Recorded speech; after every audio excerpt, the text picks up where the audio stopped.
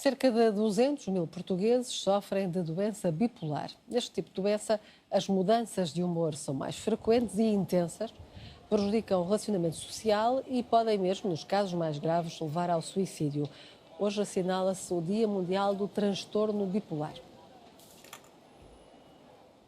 Conversa com o Dr. António Sampaio, nosso convidado hoje no Bom Dia Portugal. Olá, Dr. Bom dia. Bom dia. Como é que se percebe que uma pessoa é bipolar? Porque as pessoas bipolares têm à sua disposição o seu humor variando entre dois polos, um excessivamente alto, excessivamente eufórico e outro excessivamente baixo, excessivamente depressivo. E são pessoas, portanto, onde a constância de disposição e de maneira de estar falta. Portanto, essas oscilações... E não são episódios isolados, é isso? E não são episódios, são recorrentes e demoram algum tempo. Por exemplo, passam uma semana numa euforia e numa ideia de grandeza, no sentido em que tudo é facilitado, vão ser aumentados, podem comprar o que quiserem, e depois passam, por exemplo, 2 meses completamente quase sem sair da cama. E sem causa aparente, não é? Não há nada da vida que provoque. Sem causa aparente, porque é uma doença endógena, é uma doença com caráter endógeno, não tem um caráter reativo à vida. Doutor, e há pessoas com mais tendência para sofrerem deste transtorno? Pode aparecer em qualquer idade? Pode aparecer em qualquer idade, pode aparecer aos 60 anos, como pode aparecer aos 30 anos.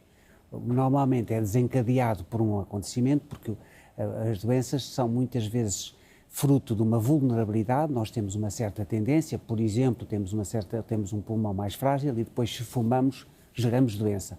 Portanto, as doenças são quase sempre a junção da fragilidade mais o fator desencadeante. E aqui também há uma fragilidade, muitas vezes herdada, e depois há um desencadeante, um acontecimento que leva a uma depressão, e na recuperação dessa depressão faz-se uma euforia logo a seguir. Mas um acontecimento muito traumático ou pode não pode ser relativamente comum, mas de alguma maneira importante para aquela pessoa.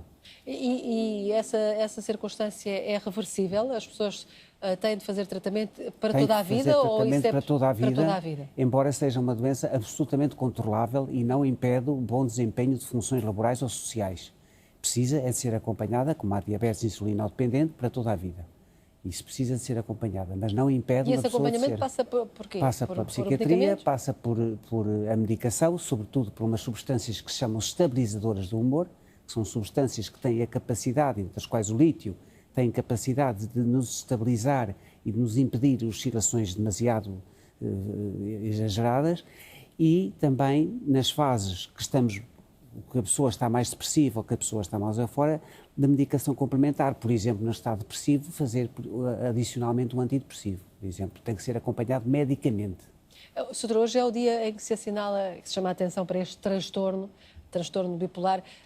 As pessoas têm consciência da gravidade dessa circunstância? As pessoas, para o próprio e para quem o rodeia? As pessoas acabam por ter consciência por isto, porque quando estão muito depressivas estão em grande sofrimento e pedem ajuda.